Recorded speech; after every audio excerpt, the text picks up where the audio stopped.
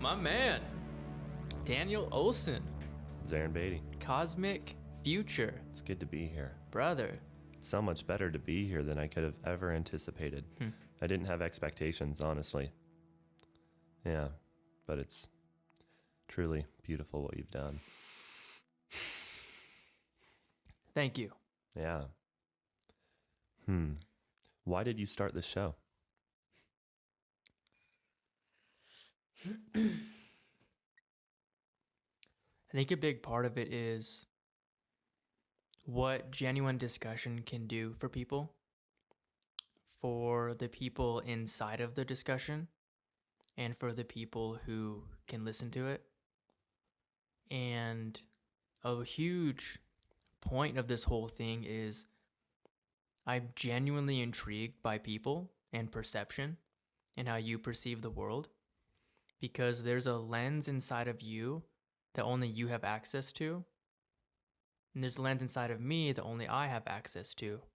But if we're willing to share and be open and vulnerable, we can potentially build a brand new world for us both to learn from and learn with. And that's very intriguing to me. And for you to feel welcomed and comfortable, kind of like you've been sharing already, I really believe and feel it helps bridge that deeper, genuine discovery much smoother. And it's a huge part of why this room has been purposefully built, just to help people feel welcomed and comfortable.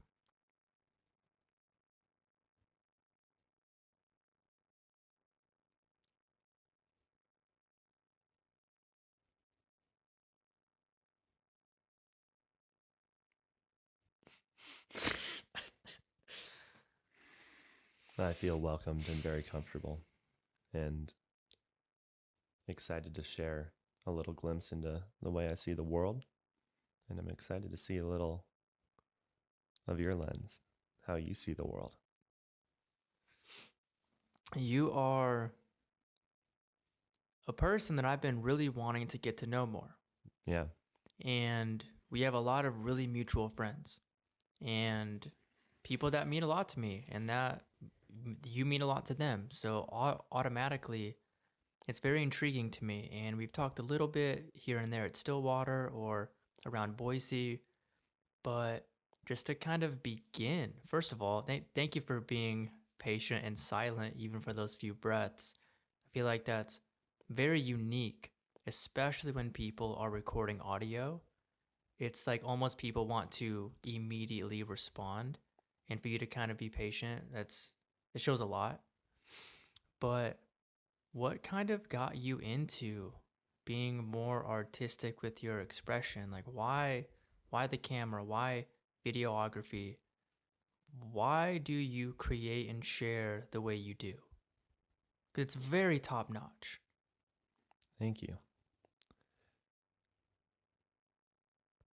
It's a big question and extends to the depths of who I am. And I was born and raised thinking that I needed to protect myself in this world by creating first financial security. And went into my schooling and my professional career with the mindset of I need to make as much money as I possibly can make to protect myself and to make myself happy. And I'm very good at it.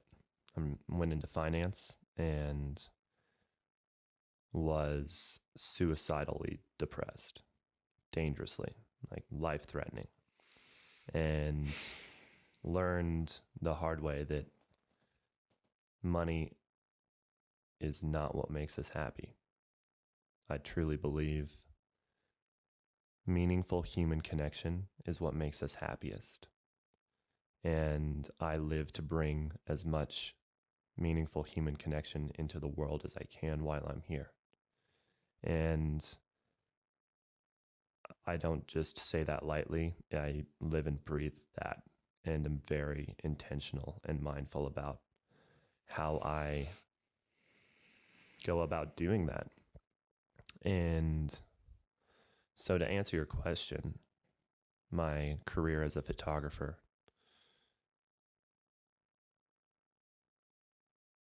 came out of a place of pursuing something that I was passionate about, taking photos. And I left my career in finance and really dove into pursuing professional photography. And at first, it was just for the sake of being a photographer. I just wanted to be a photographer. And soon realized that the reason I really enjoy photography is because it's a vehicle to engage with people in a meaningful way that I wouldn't have the opportunity to otherwise. So it's this vehicle that facilitates meaningful human connection in my own life. And it provides an opportunity for myself to really pour love into other people's lives and to share in, creating our experience together. And I do enjoy photography, but I honestly, it wouldn't be the end of the world if I felt like I just needed to give it up, because I'm on the pursuit for bringing more love into the world and more connection into the world. And if photography isn't a suitable vehicle for that anymore, then I will let that go. I have recently, in the last year, been producing events to bring people together physically in a space. And the mission statement for the event is to facilitate meaningful human connection through art and creating together.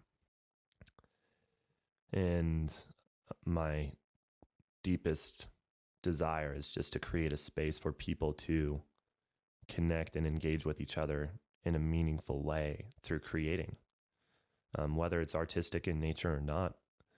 And it's not monetized to make money. Every single dollar goes to a local nonprofit, and I want to do these events all over the world. And just been wrestling with what it looks like in real life here in Boise. And so all of that is just to say, in addition to photography, these events have become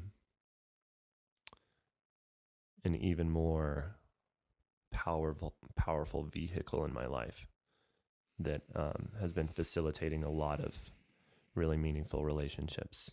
And yeah, it's my intention just to create with each other. And it's a really collaborative effort and in producing these events and in the experience of the events. It's just very collaborative. And the heart of it all, it's just connection.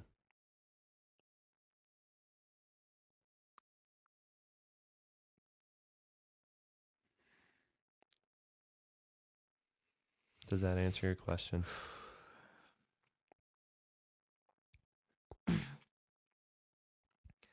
Absolutely.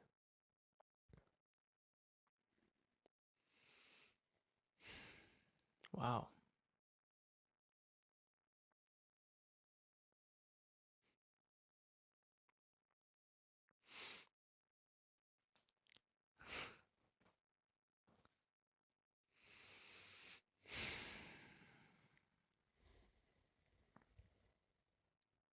Thank you for following that path. Thank you for going deeper into building and providing moments and environments for people to experience and be in and blossom and grow and connect and build relationships, not only with themselves, but with the people around them, with ideas, with creation, with art, etc.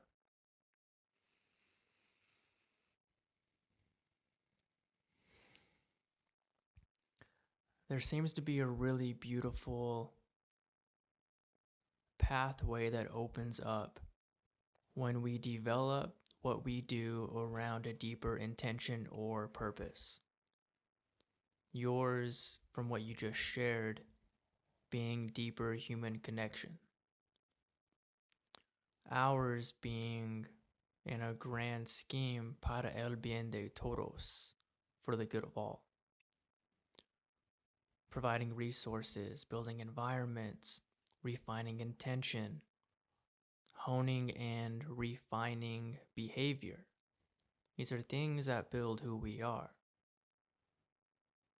And these intentions, these reasons, these purposeful motion patterns seem to blossom the vehicles that we should be engaging with, or walking with, or implementing to ultimately build a bigger mission. And even for you to say you'd willingly give up photography if it didn't fit anymore is really powerful. It really shows devotion into deeper purpose. And you're embodying that purpose and that mission profoundly well, especially with these events, which I have literally cleared my entire New Year's Eve schedule to be there. And I've been asked to do different things, and it feels purposeful to be at that event. And that's very beautiful. And a lot of that is because of your presence, because of what you embody, because of who you are, and the people around you, and the people that you're around. And people really need that, man. Like, people should be supporting something that holds that much magnitude and to experience it for themselves. It's one thing to hear about an event like that. It's another thing to be there and to freaking feel those visceral experiences, man, and to feel the collective energy move and build, and whether it's compassion for something or love for something, it truly rewires our genetic structure deeply. I've been very fortunate to be around massive groups of people the past few years for ecstatic dance sessions or coming together for really a deeper purpose. And it's changed my life, man. Community is so freaking important. Bonding and building relationships with people is more important than we recognize. Social health is also a thing.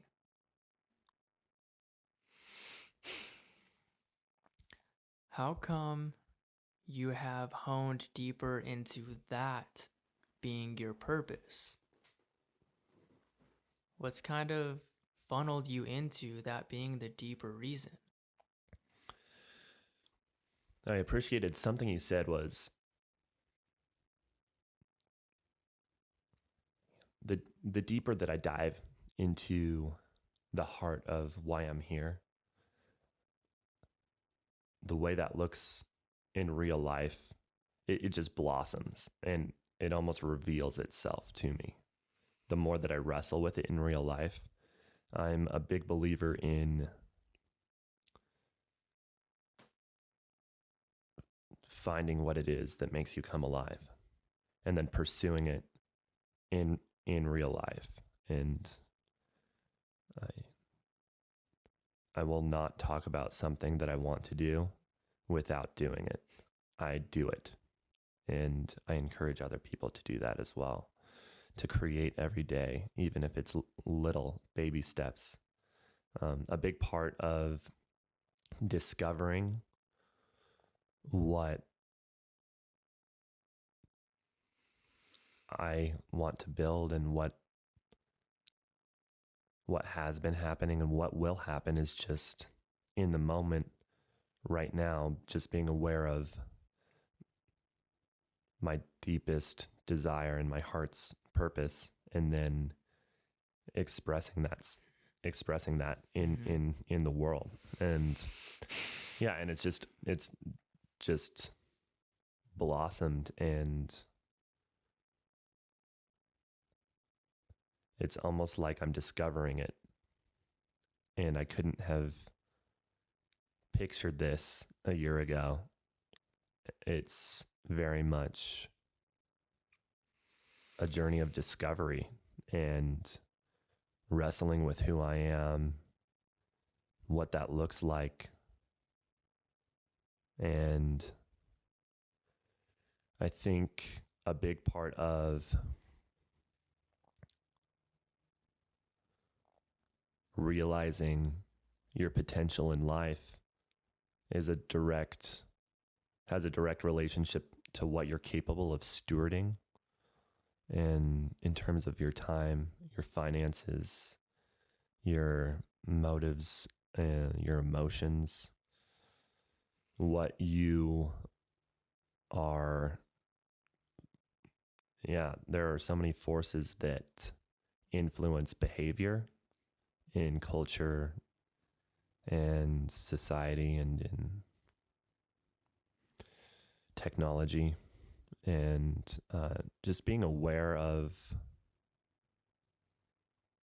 what may or may not be influencing your behavior and controlling you, and just being in tune with like who you are, and just being aware of that, and then stewarding your heart's desire and your intention to the best of your ability. When you can steward well your capacity and your capacity for influence, impact, and just it really what it is like you're not seeking impact or influence, but you're seeking the fullest expression of who you are. And that's what it is. So to put it simply, like that's what we're all here to do. And just there is only one Zarin. I want to see all of it, all of you. Express yourself to the fullness of who you are. There's only one Daniel. There's only one you who's ever watching or listening. Like, what does it mean for you to fully express who you are? What does that look like? What does that mean? And so learning how to steward and be aware of, just an awareness of the decisions that you're making, and every thought that you have, every word that you speak, and every action you take has tremendous power, far beyond what we are capable of even conceiving. Like the implications of our thoughts, our words, and our actions transcend our ability to understand. It is infinite, and it ripples throughout time, and together we create the future. And it sounds a little wavy, far out, but I truly believe that without a shadow of a doubt. And it's so important to be aware of. Like you have the ability to control your mind. Your mind does not control you. You have the ability to live with the fullness of intention and to fully express who you are. Like I grow in that every day, every single day. And I uncover more walls or barriers or that have been in the way of me expressing myself. And I discover new pockets of light inside of me that haven't been expressed, that are just begging to be expressed. Like recently I just experienced so much freedom expressing myself in dance, and like a modern dance kind of, that I've never done that before. Like, I don't know why I had never considered doing that before, but there was a part of myself that I think just being open to what could be inside you that you haven't expressed or experienced, and it's just a lot. But to put it simply, we're just after the fullness, expressing ourselves in the fullest way that we can, and I think I just want to encourage other people to do the same thing. And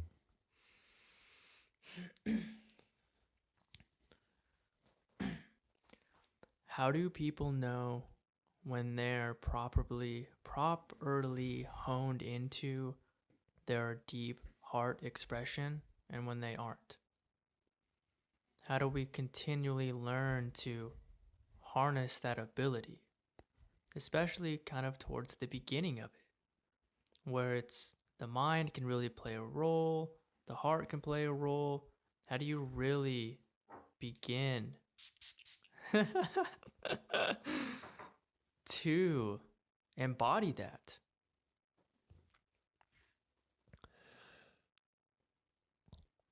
Personally, in my experience, I've always known that I'm in my lane when I am living in peace. And it looks different for everyone. But, you could this could begin a really heated conversation with a lot of people, but I truly believe that at our core of every person, there is an innate, like an origin of love and peace. And in my experience, the way that I've developed and what I've been exposed to in the world has coded that love and that peace with heaviness and darkness, and kind of pulling that away. I find that peace and that love, and then the way that comes out in all of us is different. Like, we're all so unique. So I would just,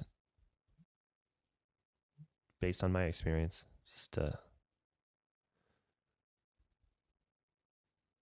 enter into that peace and that state of love and bliss. And floating it's facilitated the entrance to a deeper state of peace and that central component of who I am. Yeah. Some meditation and mindfulness, lowering the noise. These are all ways to access that, or to make it easier. But there's so much noise in the world that we live in, whether it's your phone, just driving around, you're bombarded by ads on the radio, on the sides of stores and billboards, and there's a lot of noise in the world. And yeah, so if you can lower that, step into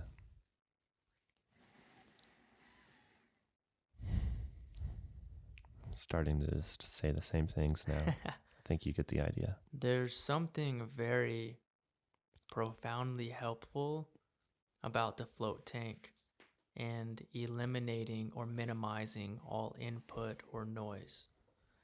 And when we limit or minimize input into our awareness, our field of recognition, consciously and subconsciously, we don't recognize that cars are driving by us all the time, but that's still input being interpreted by our system.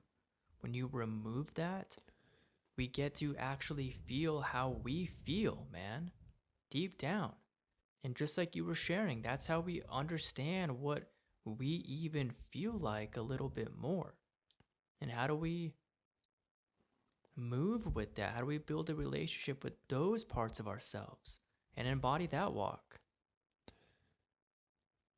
Yeah. The float tank, I mean, it removes so much sensory input that we're not consciously aware of.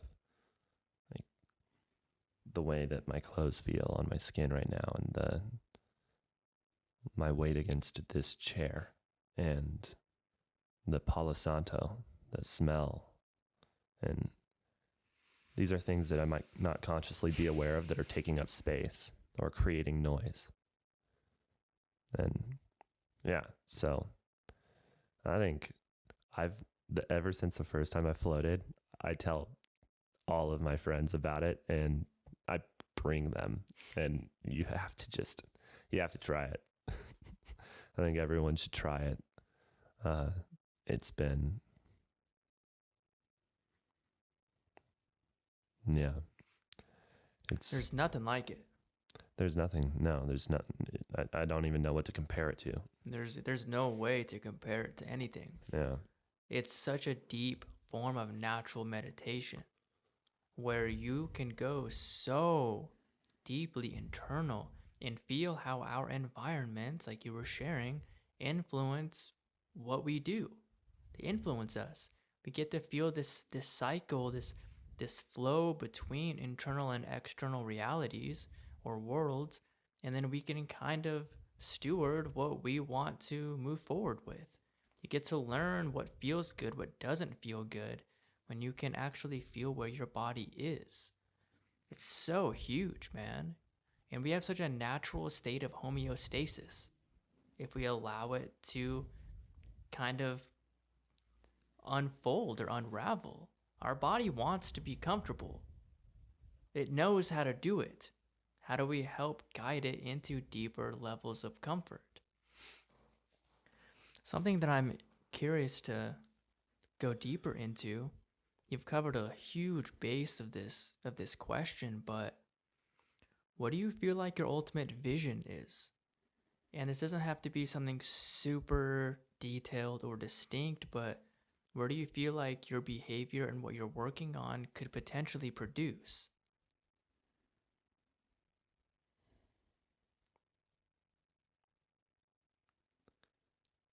It's a good question.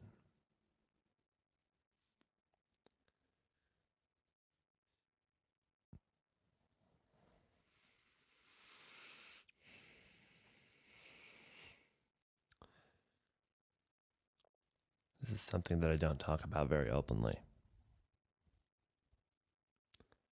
But there are specific places that I know I want to go. And a general kind of overview conceptually of what I'm stepping into is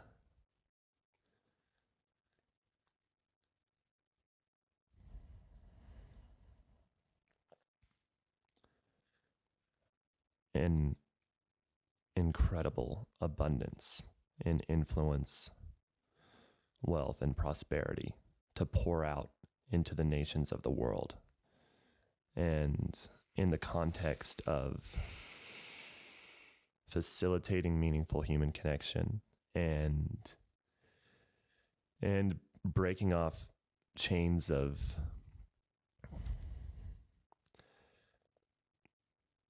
that, a big place in my heart is devoted to breaking off chains of people that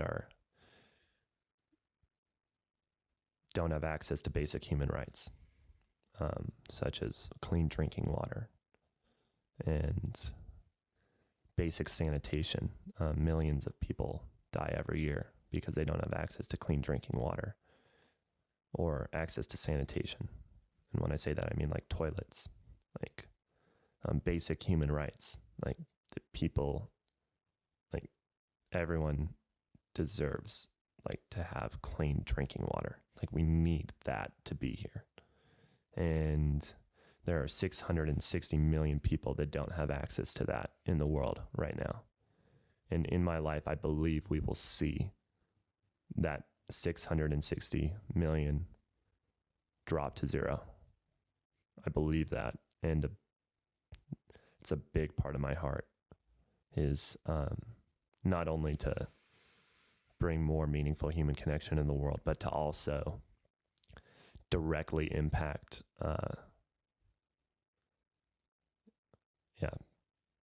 people living in severe poverty. They don't have access to basic human rights.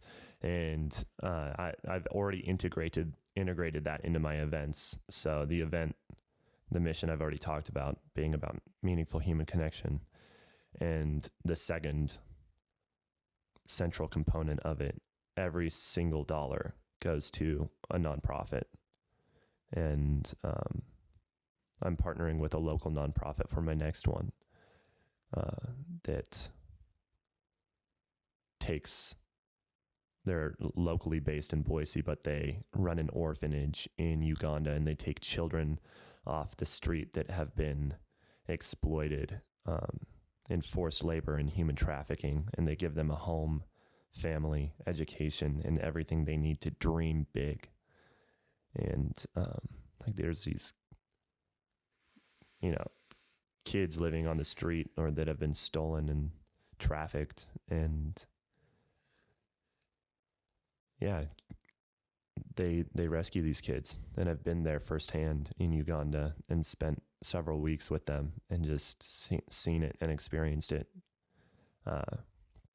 and just wrecked by the love. And so this organization that I'm partnered with for my next event is in line with what I'm talking about. Just the freedoms that have been stripped away from people due to like severe poverty and corruption in the developing world. And even in the developed world, there's so much corruption that, I could go on and on about what I'm sure most people are aware of.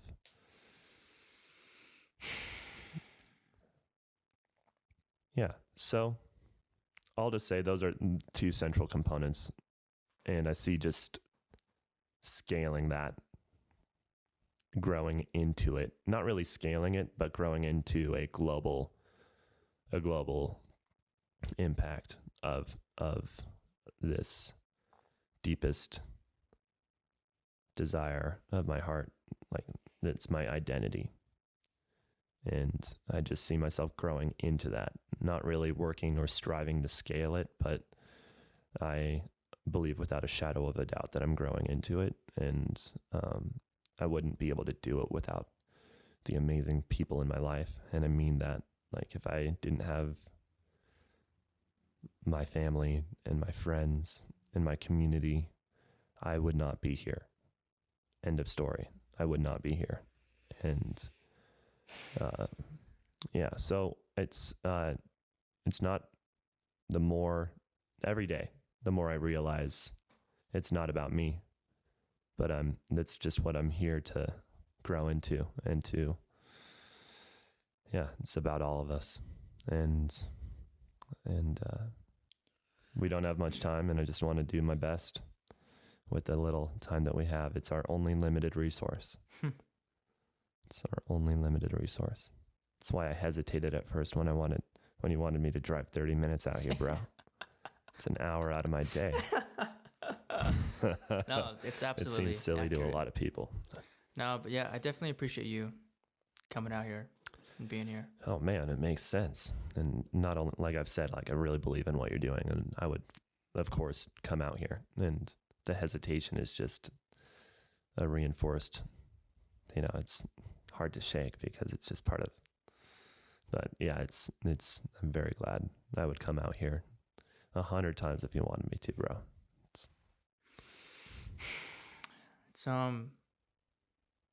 It's meaningful when we open a door into the unknown and we don't know the responses that will come from that choice. And I think that's a lot of what presence is. And you're doing that with your mission. You're being present through the whole thing, really discovering the process as the process unfolds. Therefore, you're able to hopefully see more of the doors that pop up instead of being super set on something and missing a lot of opportunity along the way. I think we as Westerners can really screw ourselves over with that approach. And it's such an inspirational way to talk to people or encourage people, but I think there's a lot of harm that could come from that kind of mentality. Because the more present, the more perceptive we become of the moment, the more we're able to use discernment and go forward with that. What do you have?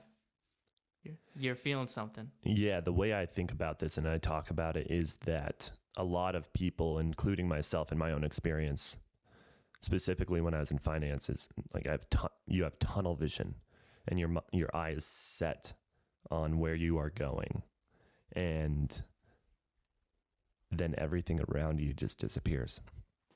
And there could be an incredible opportunity or something just calling your name right next to you, and you just blow right past it.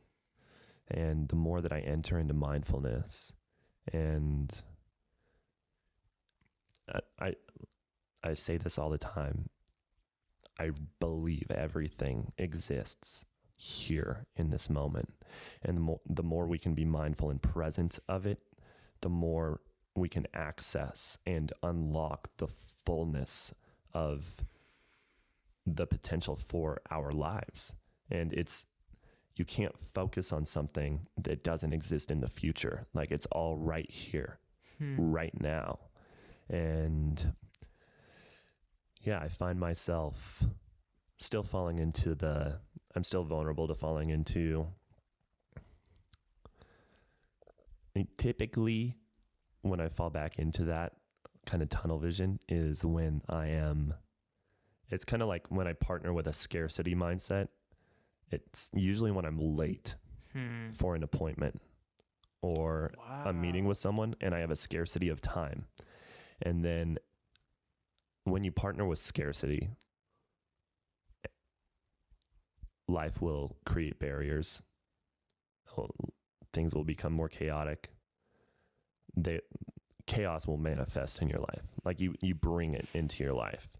And when you partner with a scarcity mindset, and a practical way to look at it is when, in my experience, when I partner with like scarcity of time, like I don't have enough time, I'll get a text on my phone, hey, are we still on for lunch? And it's 12 o'clock and we were meeting at 12 o'clock. And I'm like, oh my gosh, I'm supposed to be somewhere else right now. And instantly, without meaning to, I adopt that scarcity mindset.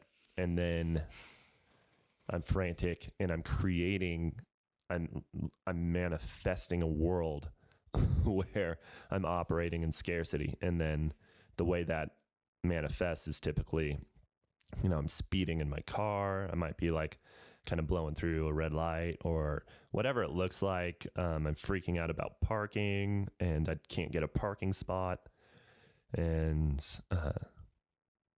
but more often than not, I'm living in just infinite abundance. I mean, right now, we are so abundant. And it sounds a little silly to some people, but I truly believe without a shadow of a doubt that I'm living in so much abundance, and that everyone, if you're living in the developed world, we have access to more abundance and wealth than any other generation in history. I heard it said, someone would rather be a person experiencing homelessness today than the King of France in 18th century, just because of the access of there's just so much wealth and abundance here, like right now. And that's kind of an extreme statement, but I think all he was trying to say is that even a person experiencing homelessness at least has access to, means a lot of them have access to cell phones and really good shelters. And I'm not trying to experiencing homelessness is a really tragic, and I'm not trying to, say anything, diminish that. But all to say is we have access to so much, and it's just important to practice gratitude. And what I'm trying to say is, when you're not living in a scarcity mindset, like when you truly are living in abundance, more of it falls down. And there are, I just like little things all the time. My business 10x'd this year without me really doing much of anything. Like, I always get a parking spot right in front of where I'm going. I am always in this deep sense of peace. And I begin the day, my part of my morning routine is to begin the day in deep prayer and meditation, and kind of sets the tone for the rest of the day. And I just keep checking in, and then everything, I'll feel pulled to go a certain way to where I'm going, and then I'll have an encounter that I wouldn't have had otherwise if I wasn't really in tune with this moment and my relationship to it. And that's kind of a brief overview. I could talk about it for a really long time. Well, it's so important to feel when you're in that scarcity mindset and to feel when you're more within peace. Because then you build a frame of reference. You build an ability to recognize when you are calm and well attuned to the present moment, and when you do something and then you start to panic and get that tunnel vision and blow through traffic, etc. If we don't have that frame of reference and we were only one way always, then we don't understand how we should or shouldn't be. And to be in traffic with more of a potentially aggressive energy, and not be judgmental about that, you can really gain perspective that you have now alchemized to understand peace more. It's incredibly important. And that's a huge part of like meditation on the move. Like, how do we be mindful in as many moments as possible? And you just highlighted an incredible example of what the response from that looks like. It's enormous. Something that I really continue to learn is the power of how we choose to respond to what happens to us.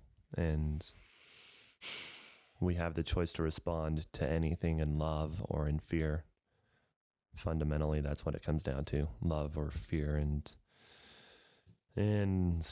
it makes all the difference. Yeah.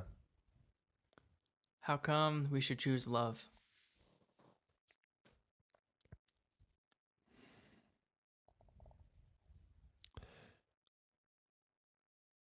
First, it's not about us as individuals. Like, from womb to tomb, we are bound to each other, past and present. And by each crime and every kindness, we birth our collective future. And every thought, spoken word, and decision that we make in love or in fear not only has an effect on you and in your life and in your heart and in your future, but in the lives of so many people that, like I said before, you can't realize the impact. I don't believe in separation. I think everything is a part of the same collective consciousness, and we might have access to our own individual component of that. And our influence on each other it's very fluid. There's no separation. And so when you ask, like, why love, I believe it's where we come from. And it's our responsibility to stay in that for each other, because fear is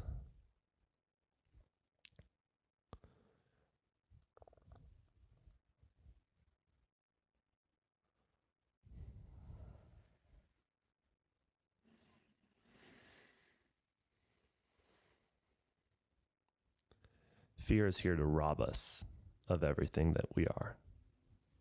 That's what I believe. To steal, kill, and destroy the heart of who we are. Yeah. It's, in my head, it's an enemy. Do we love our enemies?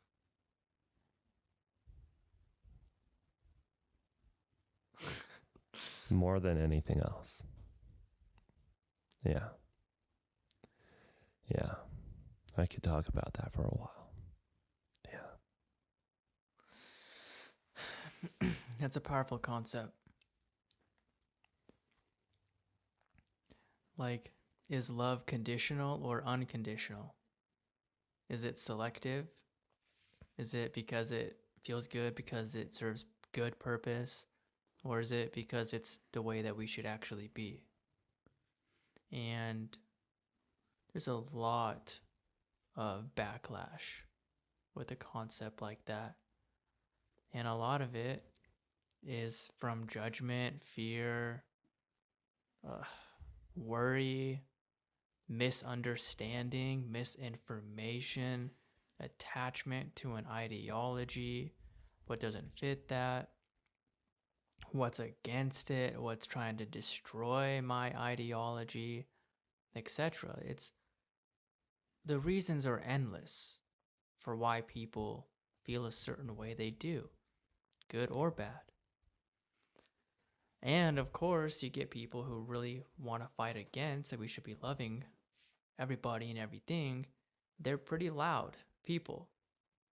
And then you get people who just embody the love more than maybe another person in physical form, and they're more quiet and composed.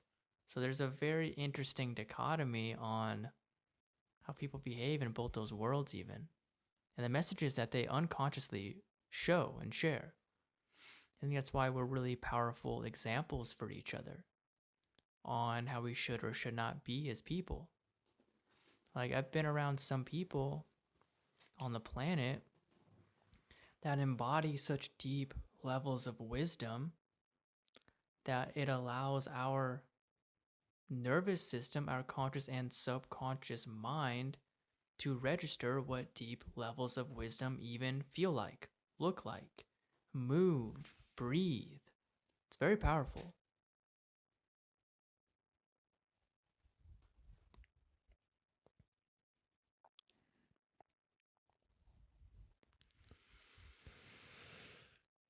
It looks different for everyone.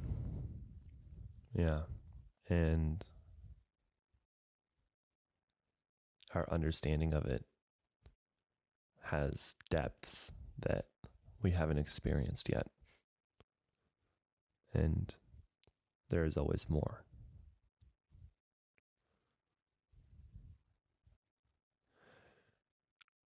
That's part of where my hunger for life comes from. It's this endless expanse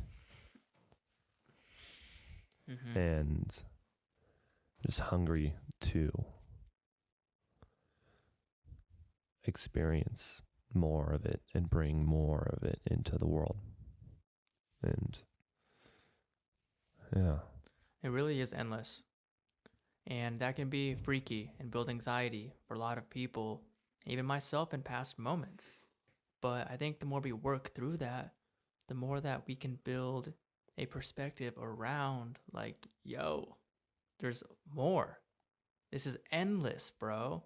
We can produce real beauty for the evolution of consciousness, for the future, for people, for development, for planetary existence, cosmic existence, and build wavelengths that ripple, for real ripple, and influence, and help build other pieces to the puzzle to be able to hold a recognition.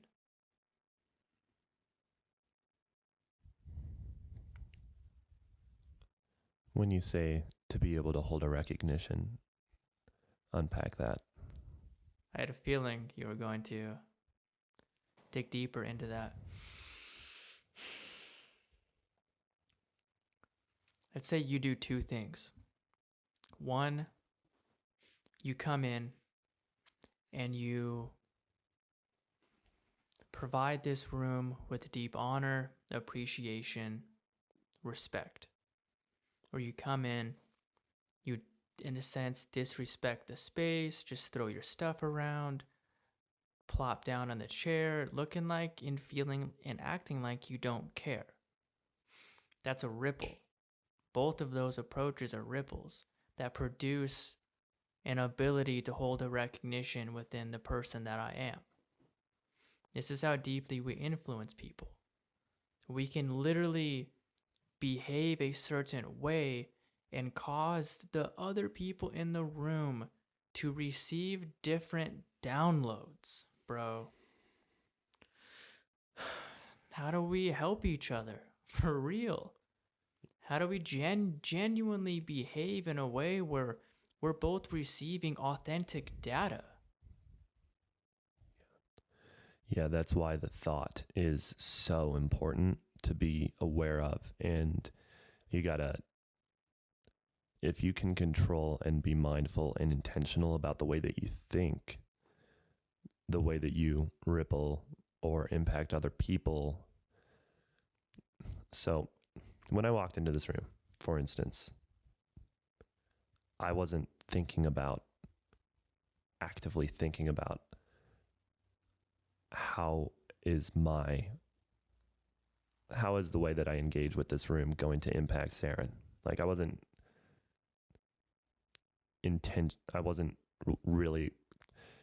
using mental energy to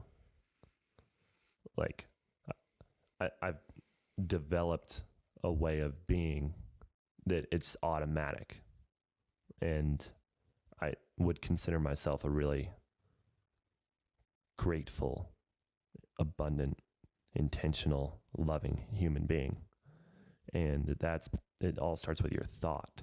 So how can we all help each other? I just think it's a big way is just to talk about good and bad. It just all starts with our thoughts.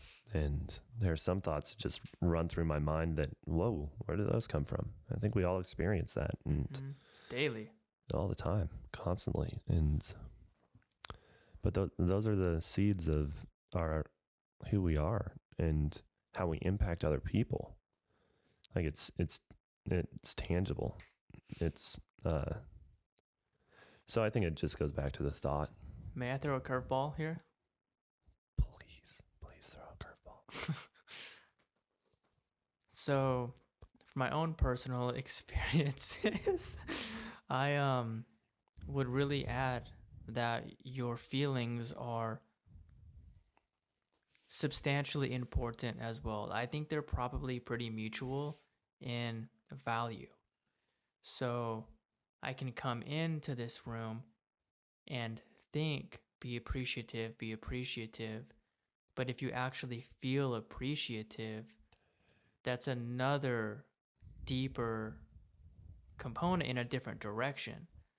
Also, if you are feeling appreciation in being somewhere and you have a thought that's an insecure thought or something that does flow through, you can hone back into the body within gratefulness and appreciation. It's kind of like an anchor in a sense. And meditation boils down to a sensation, which is the body. The body's always in the present moment. Your mind isn't. And we talked about this. Our bodies are always in the present moment. So if you tap into that and feel that, we can feel what's being registered and hopefully cultivate what I feel like is a frequency that blossoms thought patterns. if I'm feeling aggressive, my patterns of thought are probably going to be more aggressive than loving. But I can also reroute those thoughts and bring the body back down to be more loving. They're both really important for each other. But it feels like the feeling of the emotion or of the sensation helps us actually recognize where we are. Curveball. Thanks.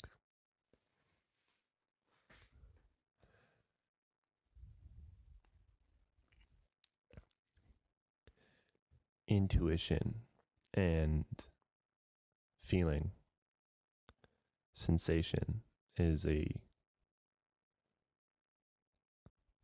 central component to our experience. And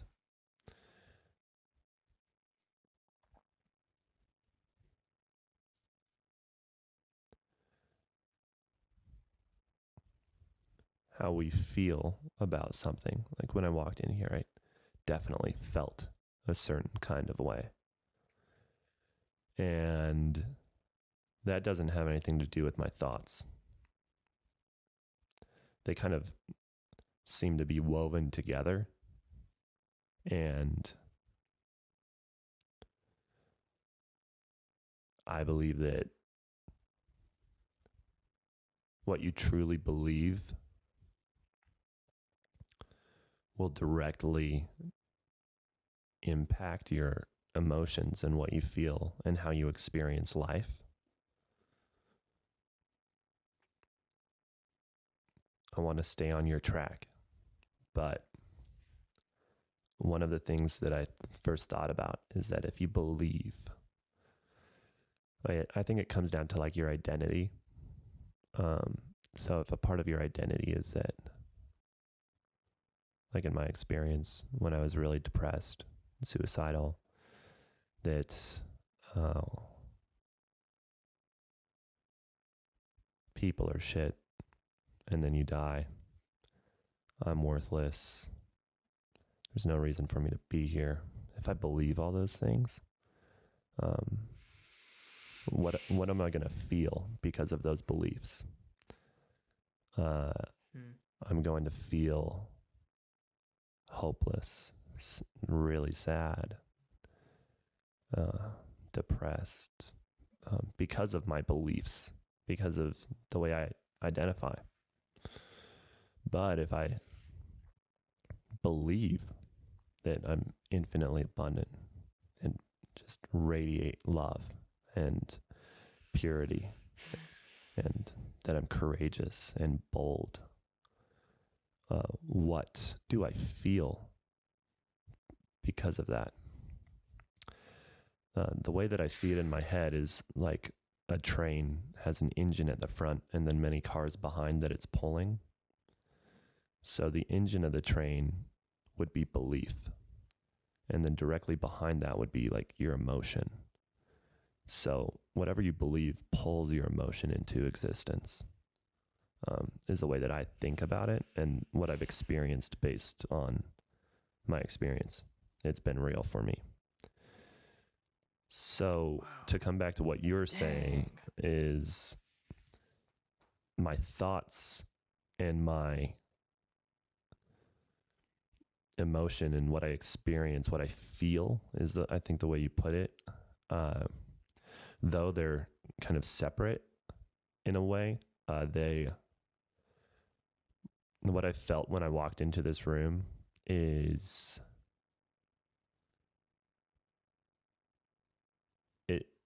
when we walk into any room, when we experience or encounter anything, it filters through our lens, like our unique, like what you were talking about when we opened up the episode, like how we each have our own unique perspective and way of seeing the world and experiencing it. So when I walk into this room, it filters through like who I am, and then I feel what this is. I feel it. For me, like it's like I'm having a relationship and an interaction with what you've created. And it's kind of this dance. And then a feeling is produced. and it's a really positive feeling. And I'd be curious what I would have felt walking into this room when I was in finance. Mm-hmm. Does that make sense? Mm-hmm. Goes back to identity. And so identity is really important. And I believe it should be firmly rooted in something that's unchanging. Otherwise, it can be fluid. And you can be conformed by pressures of whatever this is. You can be influenced in ways without you being even aware of it. But if you're firmly rooted in something that's unchanging,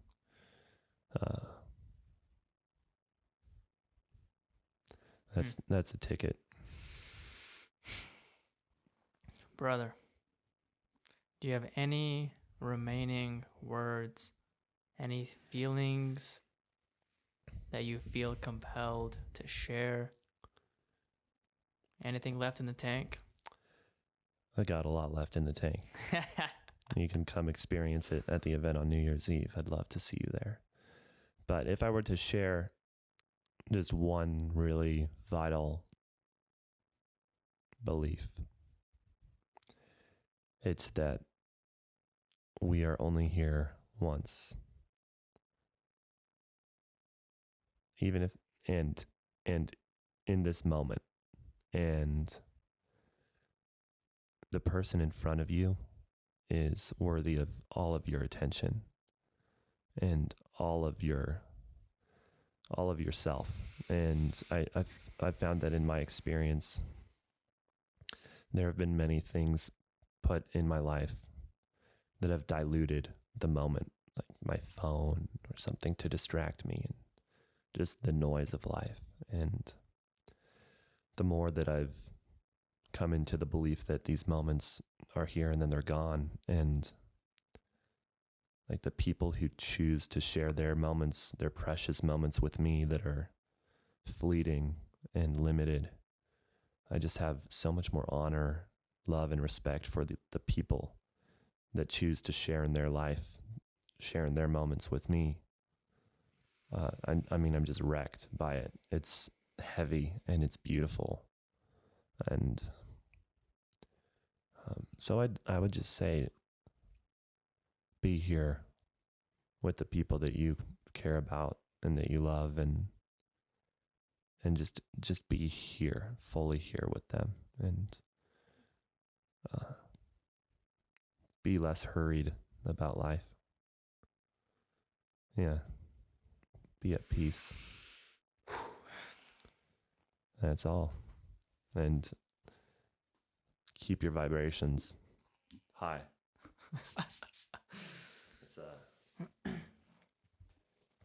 It's a major key to keep your vibrations high.